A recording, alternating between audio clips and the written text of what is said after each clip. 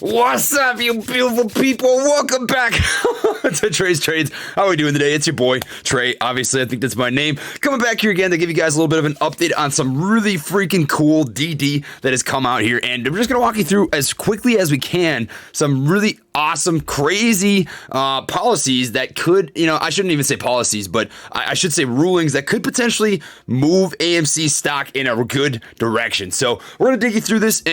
I do want to preface by saying that I'm not a financial advisor. It's not financial advice. Obviously, take what I say with a grain of salt.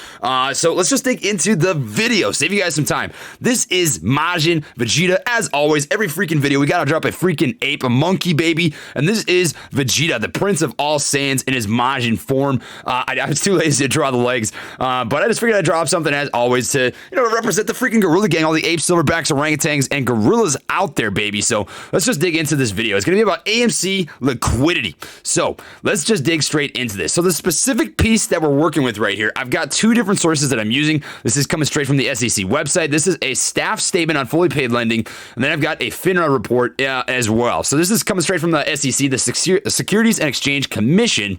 This was dated on October 22nd, 2020, and we've got some really crazy stuff to dig through here. So dig through here. But anyways, the thing that I think is probably most important to point out here is that this is not rule and regulation, right? Now, which means that this is not going to be strictly enforced in a sense that this is law, right? And I'm going to point out the exact sourcing that I have for that.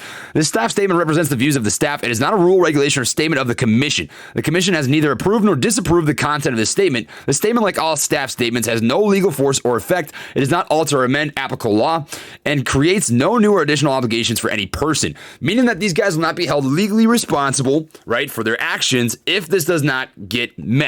Now, it doesn't mean that there's not going to be people breathing down their necks to try and make this happen, especially because this is coming from an SEC website, right? This is coming from SEC.gov, and the FINRA report came straight from the Securities and Exchange Commission as well. So I kind of want to dig you through exactly what this whole buzz is, right? We're talking about this enforcement that's coming through on April 22nd, which is essentially a liquidity enforcement, right? They have to have collateral on hand to match different leveraged positions. Now, what do I mean by this, right? Well, we're going to start off here with this SEC.gov, this source, right? So we're going to be talking about the staff statement on fully paid lending. Now, on October 22nd, this is when the letter came out. The commission staff issued a no action letter regarding the broker-dealer customer protection rule in relation to certain fully paid lending programs operated by some broker-dealers. This rule requires broker-dealers entering into agreements with their customers who lend the broker-dealers fully paid or excess margin securities to provide the securities lenders with collateral that fully secures the loans. Now, what do I mean by this, right? What does this mean? Now, if we were to come over here to Ortex, I can show you exactly what I'm talking about. You see these shares on loan. 146 million total shares on loan. Now, what happens if these shares on loan are being leveraged, right? Now, I've got this kind of highlighted right here underneath the piece, and leveraging is very important. This essentially means that they don't actually presently have the positions. They're borrowing, right? So let's say that they borrow, I know, hypothetically 30 million total shares, but they only have the liquidity or collateral to pay for maybe 20 million or 15 million, whatever it is. I don't know how much they're actually leveraging, maybe 5 million, who knows? Essentially what this does is it puts them at risk of being margin called, risk of going really deep negative. And essentially what you have happening here is this report is basically calling bullshit. They're like, I can tell that you guys, and this is coming straight from here actually, that there's probably a little bit of malpractice happening, right? So your staff has brought to our attention that a number of broker dealers are operating programs in which they borrow fully paid and excess margin securities from their customers, the FPL programs. Some of these programs do not comply with the requirements of the broker dealer customer protection rule. This is essentially protecting other customers, because you have to remember, these hedge funds like Citadel and Melvin Capital, they play with other people's freaking money. It's nuts. So essentially what this is supposed to do is protect these customers with this ruling, which is, kind of outlined here in this staff statement on fully paid lending. So Rule 15C3-3B3 essentially is saying, guys, you need to make sure that you've got the collateral to match whatever it is that you are lending and loaning from these lenders, right? So let's say that, hypothetically speaking, BlackRock lends 30 million shares over to Citadel. Citadel doesn't have the liquidity or collateral to match that loan. They borrow anyways. They're leveraging, heavy leveraging. And this kind of ties very, very heavily into something that we've talked about previously on the channel, which is this idea of the supplemental leveraging ratio, the SLR, right? This was passed so that big banks and lenders could make liquidity, could make some cash. In the meantime, while, coronavirus and quarantine kind of stole the ability from them to produce revenue, right? And essentially what this did is, hey, let's say that we can lend out, instead of a 3-to-1 leveraging ratio, we can lend out a 6-to-1. We can lend out a lot more cash, a lot more liquidity, and a lot more securities. So essentially what you have here is this statement right here. This could all tie together very, very well to say, hey, based on the fact that we can see some of these programs do not comply with the requirements of the broker-dealer customer protection rule as of April 22nd, which I have highlighted down here, we are going to require you guys, I shouldn't even say require, but highly, highly recommend that you have collateral to match whatever you are being lent. So here I have it highlighted. Provide the lender collateral that fully secures the loan consisting of cash, U.S. Treasury bills or notes, an irrevocable letter of credit issued by a bank, or such other collateral as the commission designates as permissible, right? And this essentially means that, hey, you need to have enough equity or something, equity driven, cash driven, security driven that is going to cover your initial investment on whatever you're in. And that would include unrealized losses, right? So let's just hypothetically say that they borrowed out 15 million shares. The cost, the short borrow fee rate on that, or the cost to borrow, is sitting at 20% annually, right? That's about what it would be right now for AMC. It's like 20.8% according to Fintel. So if that cost to borrow is 20%, if they just stayed completely stagnant on whatever security they were being lent, what would that mean? It would mean that annually, if they had to borrow $20 million worth of security, that they could charge 20% on that, which comes out to $4 million extra. So if it just stayed absolutely still, AMC stayed at $9 a share for an entire year, they would still be out net negative $4 million on a $20 million essentially loan. Lending out, right? So they need to have the collateral for $24 million worth of security. And that is only if it stays completely stagnant and the cost to borrow stay the exact same the entire freaking year. So essentially what this is saying is, hey, whether it's cash, whether it's equity, whether it's securities, whether it's bonds, whether it's notes, right? Whatever it has to be, it is very, very highly recommended that you maintain the proper collateral to maintain these loans.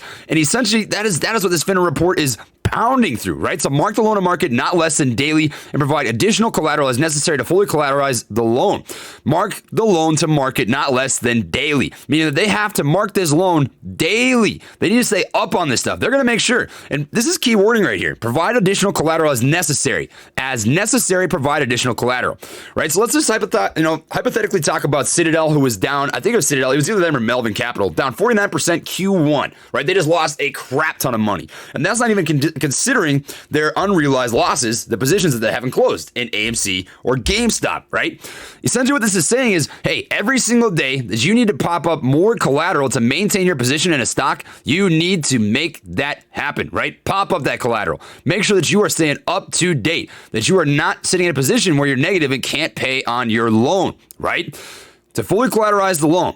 That is huge. And then thirdly, notify the lender that the provisions for SIPA may not protect the lender and that therefore the collateral delivered to that lender may constitute the only source of satisfaction of the broker-dealer's obligation to return the securities. Your staff is informed, and this is really big.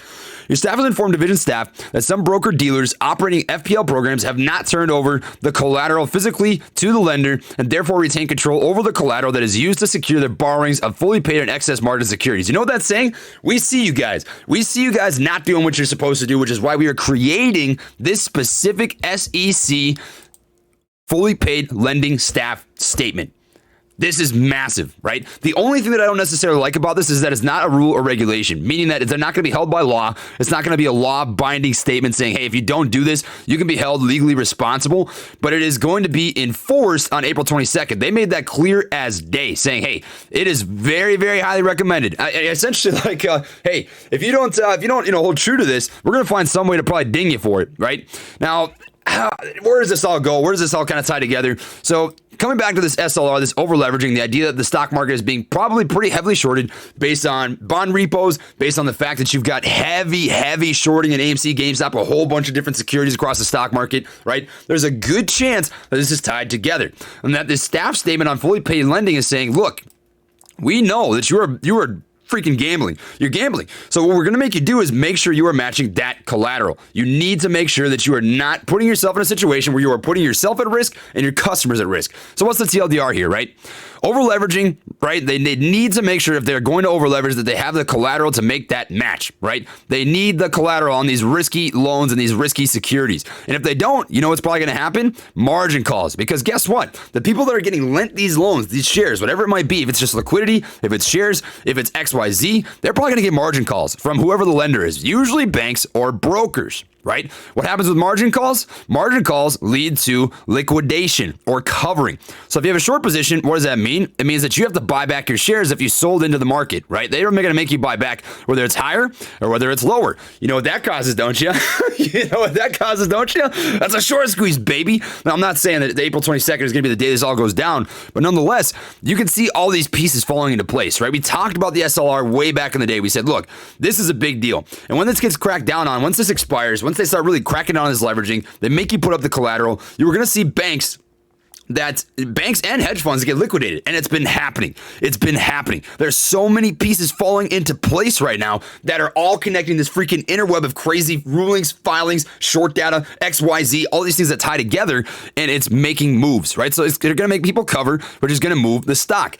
You've got a bunch of different confirmations across the market, right? You've got bonds that are selling an extreme high amount of bonds. You've got crypto that took a huge hit here recently. This is obviously speculation. There's no way to know for sure, but there's speculation that cryptocurrency took a big hit, especially Bitcoin, dropped like $10,000 in a single day because of the fact that there are some margin calls happening. There are huge institutions and hedge funds that are pulling out of major stocks in order to put up collateral for their major stocks. I've seen this freaking picture circulating around today of like every major large cap stock in the market a little bit red today, and then you've got AMC and GameStop that are green. Do you think that's by accident? Do you think that's by accident, baby? I don't think so. And then you've got Citadel working late hours this last weekend. Now, why is this important? When does Citadel work over the weekend? The market's closed. The market's closed, but guess what's not? Cryptocurrency. Cryptocurrency's not closed. Cryptocurrency trades every single day, every single minute, every single year. Right? Cryptocurrency trades year round. And lastly, I think the most huge, crazy piece, and this is where the enforcement I think is going to come into play. This is obviously speculation. I do not know, but this is Gary Gensler. Now, why do I think this is important? Well, I want to show you something, right? So I'm going to pull up a little piece that I showed on my live stream here earlier today, but in case you were not able to tune in, this is going to be referenceable for you. And I want to show you this, right? Check this out. It's this piece right here. Gary Gensler was sworn in Saturday to be chairman of the Securities and Exchange Commission, the SEC, where he'll be President Joe Biden's top cop on Wall Street. Why do I think this is important? This guy is the enforcer. This guy is going to come into this whole equation and say, look, based on all this information that we have, even though it's not rule, it's not regulation, we are going to step in here and basically be your big dad. We're going to be your big brother, make sure that you are not screwing yourself, screwing banks, and screwing your customers, because this is getting dangerous. They said it in plain freaking writing, guys. This is it. This is it.